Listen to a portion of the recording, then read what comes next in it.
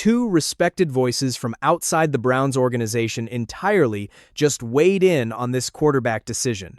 And I think their perspective adds real weight to a conversation that's already been running hot for days.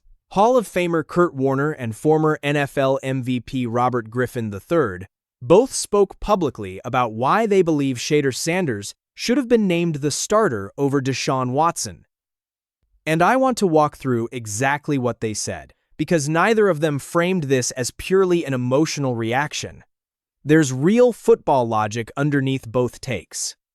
I think it's worth pausing on why these two specific voices carry the weight they do in this conversation before getting into the substance.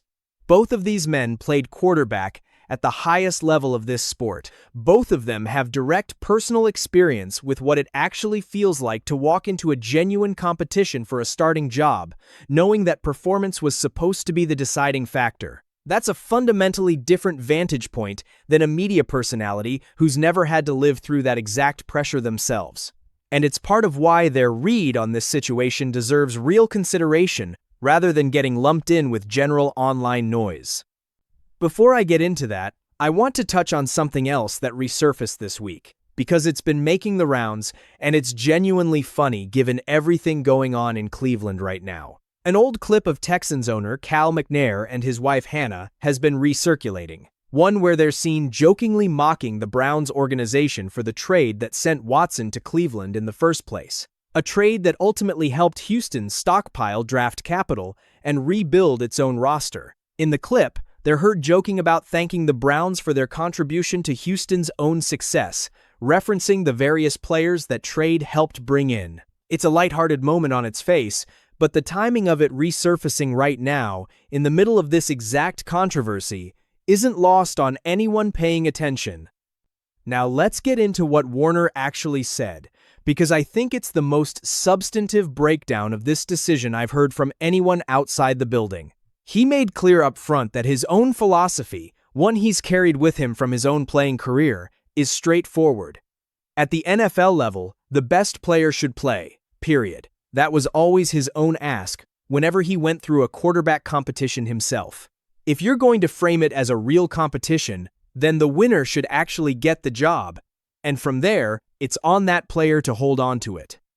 That philosophy carries extra weight, coming specifically from Warner, given his own path to becoming a starting quarterback in this league wasn't exactly conventional or handed to him. He knows firsthand what it means to actually earn an opportunity through performance rather than draft status or reputation, which is precisely why his read on how this situation should have been handled carries real credibility rather than reading as generic sports talk commentary. He also raised a factor that I think gets overlooked in a lot of these conversations, which is locker room sentiment. He was honest that he doesn't have any inside sources at that facility and can't speak with certainty about what's actually happening behind closed doors. But he made the broader point that players inside a building generally know who the better quarterback is, who they genuinely want leading them into a season, and that opinion should carry real weight for a coaching staff, especially when a competition is genuinely close. Warner then asked the question that I think is actually at the heart of this entire debate. What is there realistically to gain from starting Watson right now? He floated one possible explanation himself, that this might simply be viewed internally as a final opportunity extended to a player this organization already committed significant resources to, with the understanding that if the team pivots to Sanders at any point this season, Watson's time in Cleveland is effectively over regardless. He reiterated his overall philosophy on quarterback competitions specifically, that if one player clearly separates himself, that player should start every single time. But when things are genuinely close, he acknowledged, it's often organizationally easier to start the veteran first and pivot to the younger player later, because if you start the young quarterback and he struggles early, it becomes a much harder conversation to bench him in favor of the veteran, without sending a discouraging message about your long-term confidence in him. Even with that context, Warner said he was genuinely somewhat surprised by the actual decision. His reasoning was direct. If this organization is likely moving on from Watson after this season regardless, why not hand the job to the younger quarterback now? Give him a full season to actually compete and show what he's capable of, and use that entire body of work to make a fully informed decision heading into the following offseason. He also raised real questions about Watson's track record since arriving in Cleveland specifically, noting that in the stretches he has actually played, he's struggled to consistently perform at the level a true starter needs to. I think that specific argument, the idea of using this season to gather a complete, uninterrupted body of work on Sanders, rather than delaying it further, is genuinely the strongest football-based case against this decision that's been made publicly so far. It's not rooted in emotion or fan frustration. It's a pragmatic roster-building argument about information gathering. An organization that's honestly uncertain about its long-term answer at the sport's most important position benefits far more from a clean, full-season sample on its young quarterback than from another year of ambiguity split across two different players. RG3 offered his own read on the situation too, and his framing leaned more directly into who he believes actually made this call. His position was that this decision almost certainly didn't originate with Todd Monken himself. He pointed to how differently Monken talks about these two quarterbacks in interviews as evidence of that read. When Monken gets asked about Watson facing criticism or getting booed, his answers tend to be short and matter-of-fact, essentially framing it as simply part of the job that comes with performance-based expectations. But when Monken talks about Sanders, the tone shifts noticeably.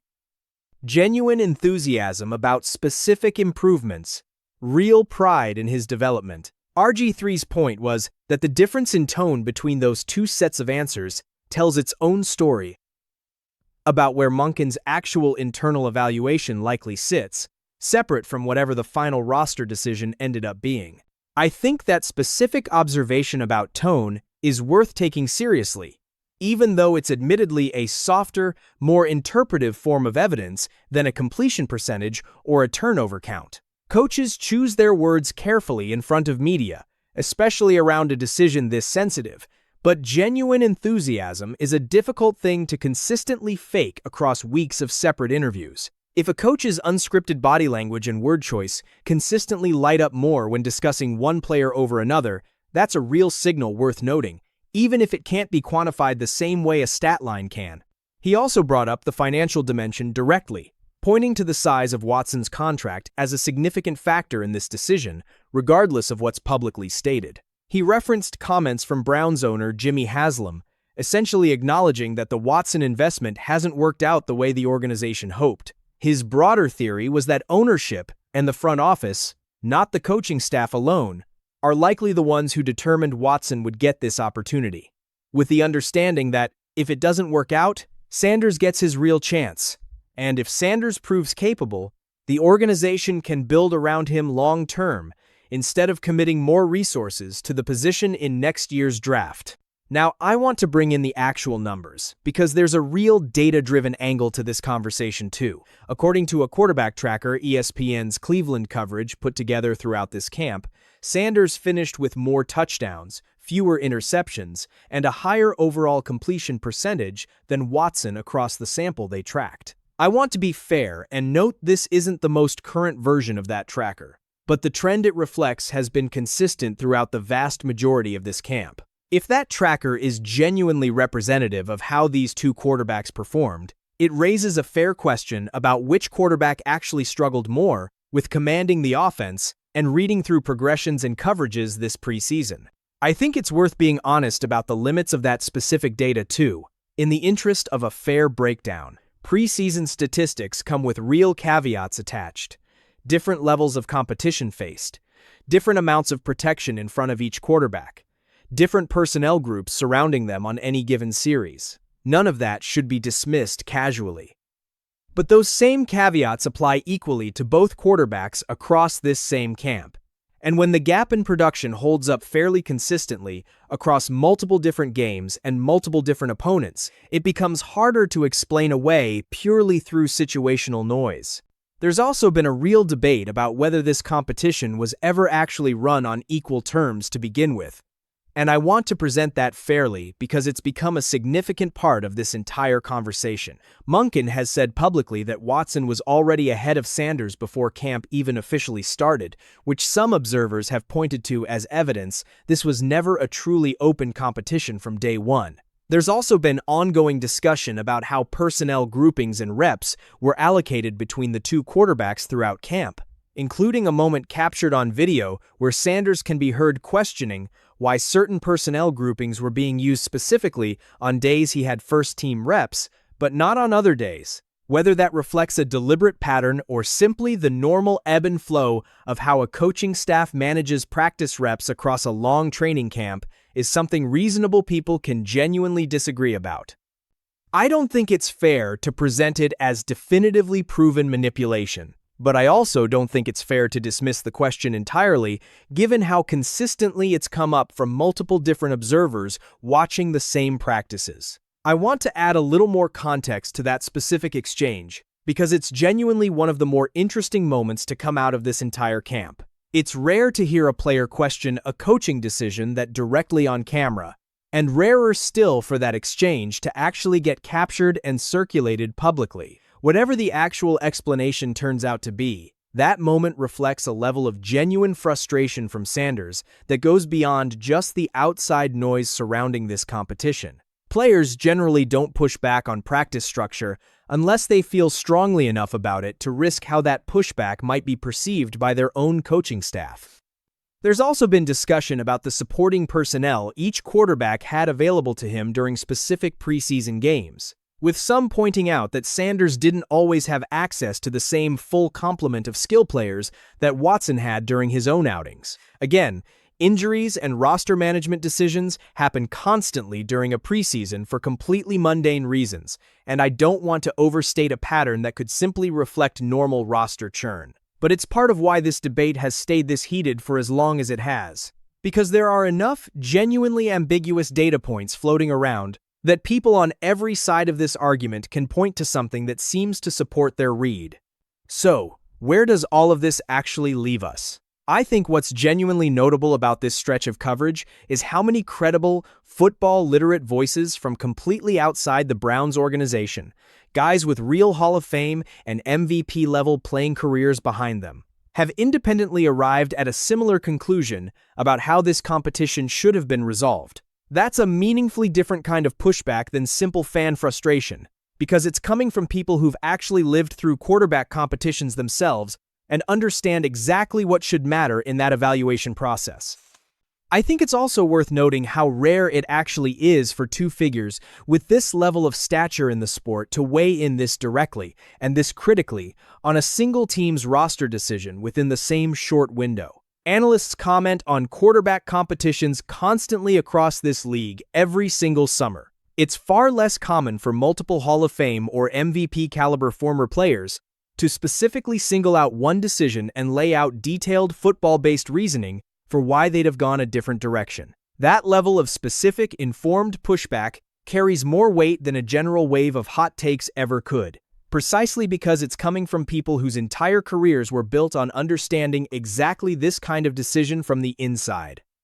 Whatever the actual internal reasoning behind this decision ends up being, financial, developmental, or some combination of both, the gap between how this call was explained publicly and how it's actually being received by people who watch this sport closely for a living remains wide. That gap isn't closing on its own, and based on the reaction from these last several days, I don't think it's closing anytime soon either. There's also a broader lesson here for how these competitions get evaluated going forward. Not just for this franchise, but across the league generally. When the stated reasoning behind a major roster decision doesn't line up cleanly with the tape, the tracker, or the informed opinions of people who've actually played the position at the highest level, that disconnect tends to linger regardless of how the season ultimately plays out. Watson now carries the burden of proving this decision correct on the field, in real games, against real opponents, with a fan base and a growing chorus of outside voices already primed to scrutinize every single throw. That's a genuinely difficult position for any quarterback to walk into, regardless of experience level or contract size. Whether he answers that challenge or not is going to define this entire story far more than any press conference explanation, any resurfaced clip, or any outside opinion ever could. For now, all anyone can really do is wait for the games that actually count to start providing real answers. I'll be watching that unfold as closely as anyone, and I'll keep bringing you the honest, tape-based read on how it actually goes, whichever direction it ends up trending.